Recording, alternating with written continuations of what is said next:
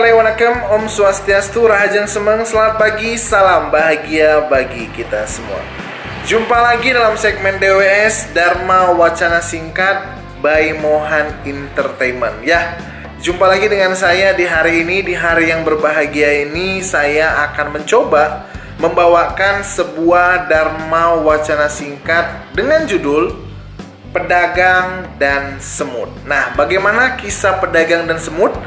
Kalau masih penasaran, terus ikutin video ini. Tapi sebelumnya jangan lupa di subscribe, sebab subscribe itu gratis dan berpahala pastinya. Tentu jangan kemana-mana, di sini aja, oke?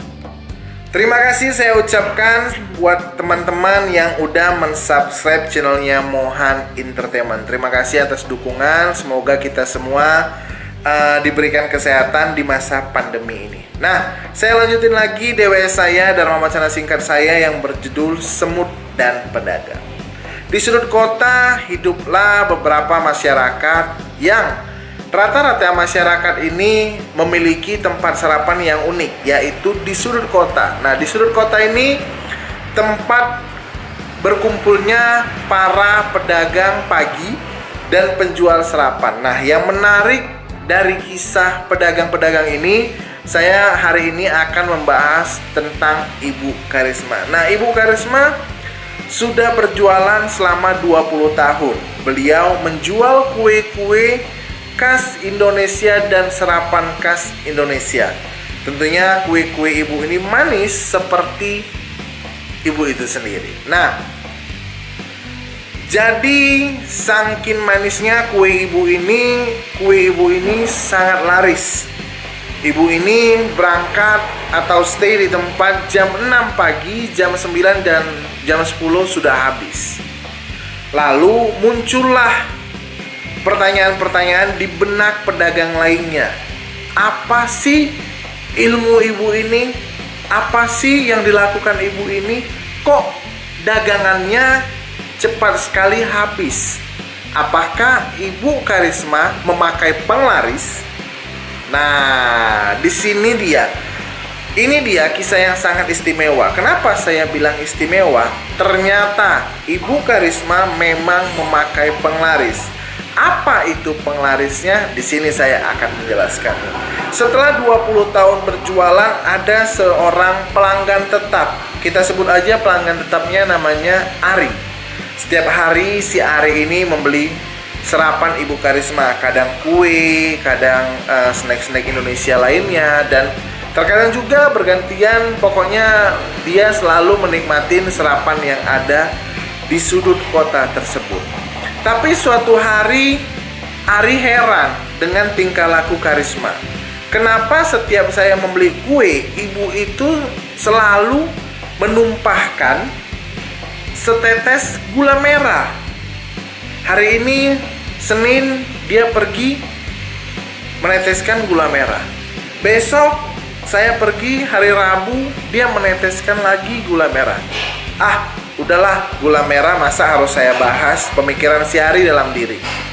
Tapi lama-kelamaan muncul rasa curiga terhadap Ibu Karisma ini, karena Ibu Karisma ini digosipin memakai penglaris. Lalu dengan rasa takut, Ari menanyakan, "Ibu, saya dengar gosip-gosipnya Ibu memakai penglaris ya?" "Oh iya, benar, saya pakai penglaris." Duh, jadi selama ini saya membeli sarapan itu Ibu pakaikan penglaris? Iya, siapapun yang makan sarapan saya, memang saya memakai penglaris. Tapi jangan salah, penglaris saya itu penglaris murni dari Sang Maha Kuasa, dari Yang Maha Kuasa. Apa itu penglarisnya? Coba Ibu jelaskan kepada saya. Lalu Ibu Karisma menceritakan kepada si Ari apa penglarisnya selama 20 tahun berjualan. "Pak, saya hanya pedagang kecil, pedagang sarapan yang hasil dari sarapan ini untuk kehidupan saya sehari-hari. Saya pergi pagi ke pasar jam 4, jam 5. Selesai saya beres-beres, jam 6 saya sudah sampai di sudut kota. Dan jam 6 lewat saya sudah mulai berjualan, sehingga jam 10 saya sudah kembali ke rumah dan tidak memiliki aktivitas lainnya. Kalau saya membeli penglaris, saya tak sanggup. Tapi saya dapat lakukan penglaris milik Yang Maha Kuasa di sini. Bagaimana caranya? Kata Pak Ari. Dia mengatakan, setiap ada yang membeli kue-kuenya, ia selalu meneteskan 1 tetes gula merah ke lantai. Wow, mengapa ibu meneteskan 1 tetes gula merah ke lantai? Nah, ini yang saya sebut penglaris dari Tuhan. Kenapa? Saya manusia kecil yang hanya mampu berbagi kepada yang kecil. Apa itu? Kok ibu buang-buang gula merahnya? Kata si Ari. Tidak, gula merah yang saya teteskan 1 tetes ini mungkin terasa singkat atau mungkin hanya terasa di ujung lidah Pak Ari dan keluarga. Tapi 1 tetes gula merah ini dapat dinikmatin oleh semut-semut yang ada di sini.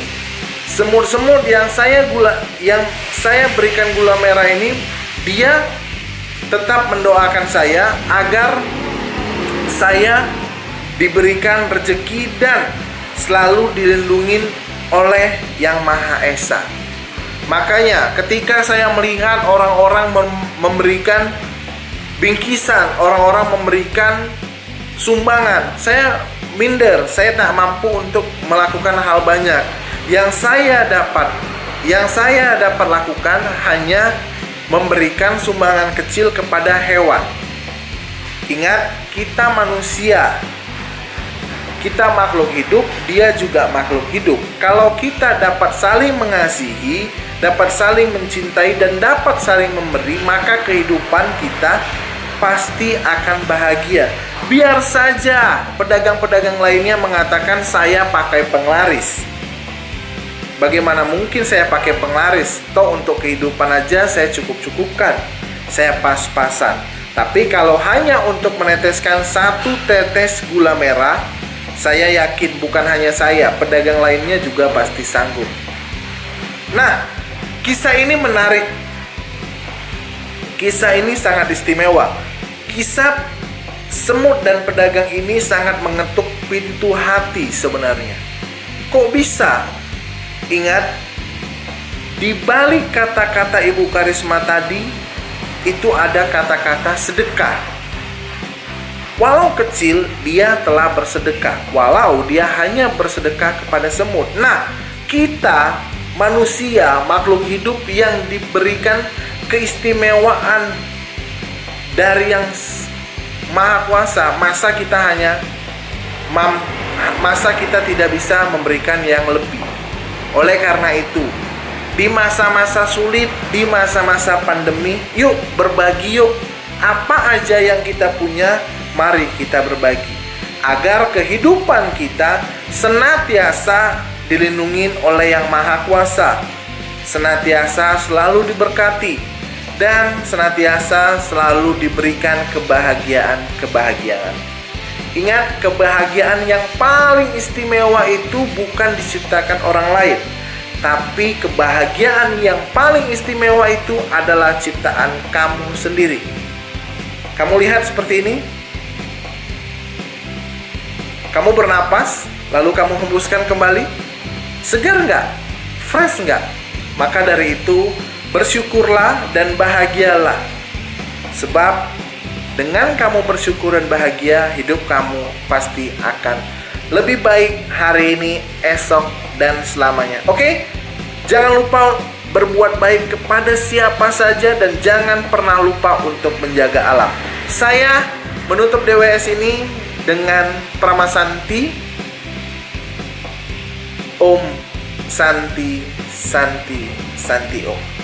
Nandri Wanakam, saya R. Mahendra Mohan Setiar SI. Mohon maaf jika terjadi kesalahan baik yang saya sengaja ataupun kata-kata yang kurang jelas. Terima kasih, selamat pagi.